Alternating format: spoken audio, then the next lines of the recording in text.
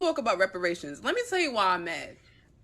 Because not being Black American, but being Caribbean American, meaning my dad was born here, but his family's born in Haiti. My mother was born in Trinidad. We're still descendants of slaves. Anybody that is in the Caribbean, for the most part, specifically Haiti, let's give it up for Haiti, because if Haiti didn't run it up, if we wasn't doing the machete chopping and all of that, nobody else would have really felt let's do this. But I digress. France ain't paying Haitian people because technically Haiti owes France for just wanting their freedom. The Brits ain't paying Trinidad either. So what about Caribbean Americans? All right, so y'all just heard that right there. You know we're going to run it back. And let me just say something. I've already done not one, but two triple P's surrounding around reparations and how people are losing their mind. And it was mainly from PC individuals. But now you're about to see me talk. Now, this is not going to be a triple P. This is going to be a regular breakdown video, because y'all need to see what is being said from some people that are inside of the diaspora about what is owed to foundational Black Americans. And I actually posted up a tweet on my Twitter account that I got inspired to tweet based off of this clip. And I believe in the tweet, it basically said about how there are people from within the diaspora who are adopting that colonizing trait from the colonizer. That's why I came up with the term co-colonizing cohort, because it's basically a person who's not considered white, who has that aura about them that the colonizer does. So she and those of her ilk would fall into that category. So we're going to go back and we're going to break down what she said. I just wanted y'all to hear it all the way through first to register what was said. And then now we can go ahead and go forward with the breakdown. Talk about reparations. Let me tell you why I'm mad.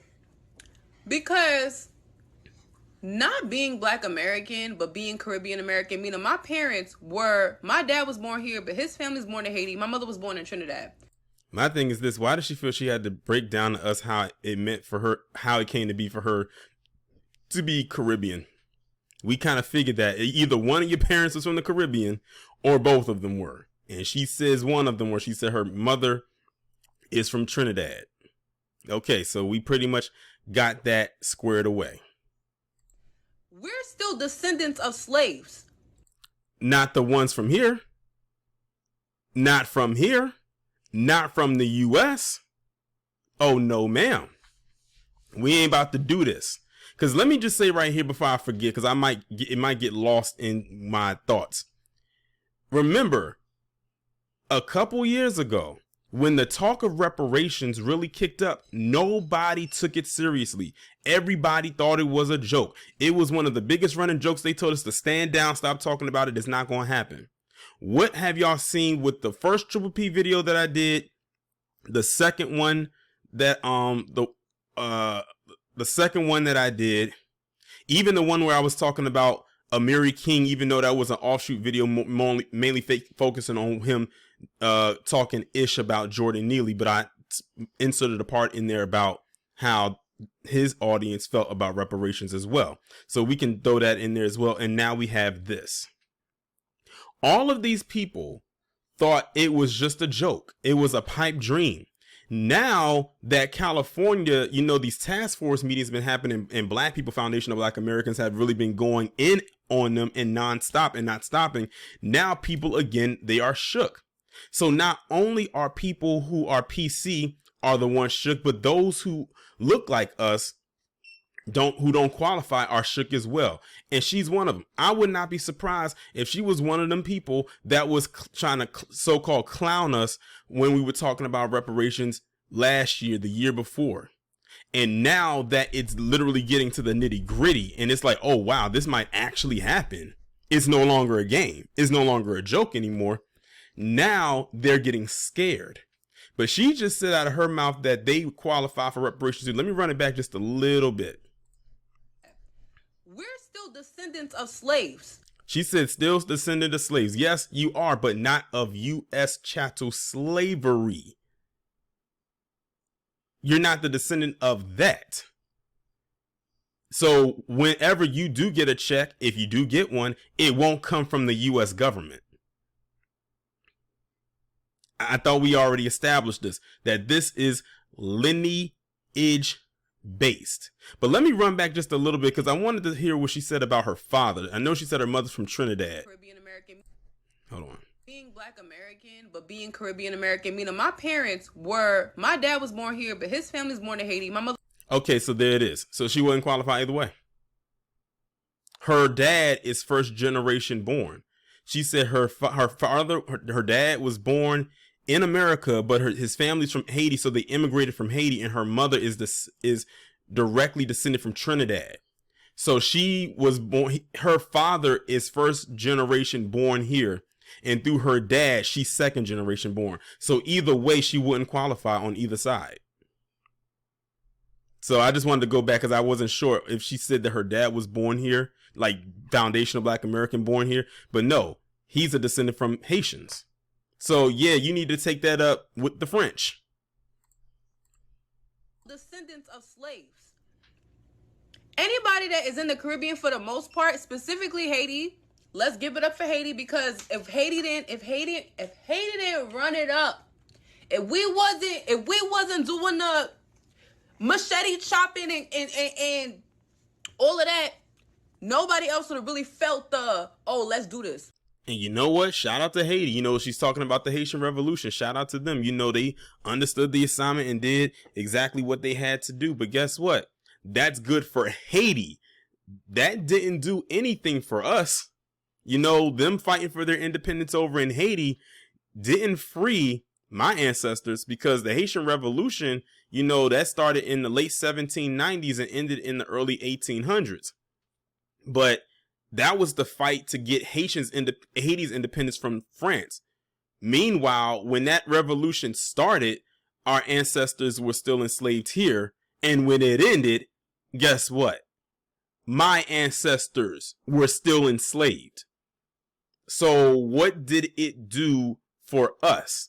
Granted, more slave rebellions, you know, happened. Unfortunately, they weren't as successful. I mean, some were successful, but not as successful to the point where we was able to get free way before the time we actually got free.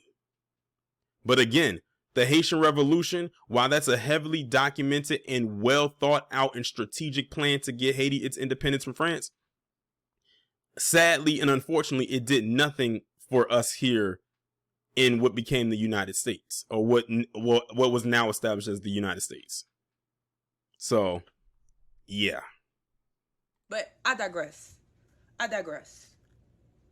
France ain't paying Haitian people. And that's our fault because France, the French is not paying you the reparations you feel you deserve from them, because that's who you would get it from. That's our fault.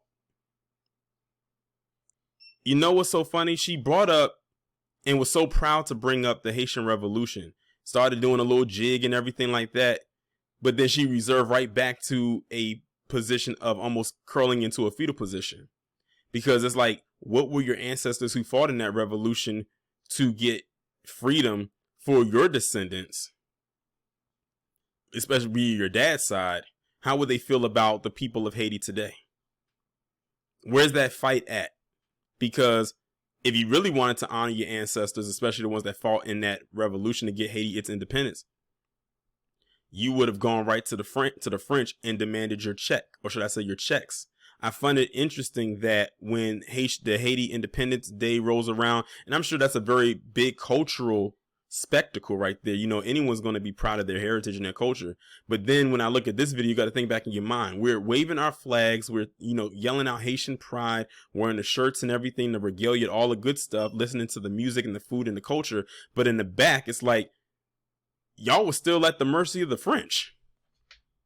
Like, They literally have y'all paying them and you beat them in the war.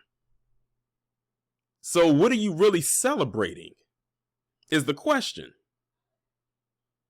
At least when it comes to Juneteenth, we had something worth celebrating. We still got our stuff that we got to deal with in our issues and whatnot. But we're getting a whole lot closer than we once were. Because technically, Haiti owes France for just wanting their freedom. The Brits ain't paying Trinidad either. Well, it looks like you better go and beat down the Brits' door. Didn't they just coronate a new king? Y'all better see what Charles III is up to. And see, she's feeling some type of way because remember, she's Haitian on her dad's side and she's Trinidadian on her mom's side. So she, on one hand, has to deal with the French as far as reparations go. And on the other hand, with her mom being Trinidadian, they got to deal with the Brits. Unlike with us, we only dealing with one government. She got to deal with two governments to get their reparations. Either one or the other or none at all. If they're lucky, both.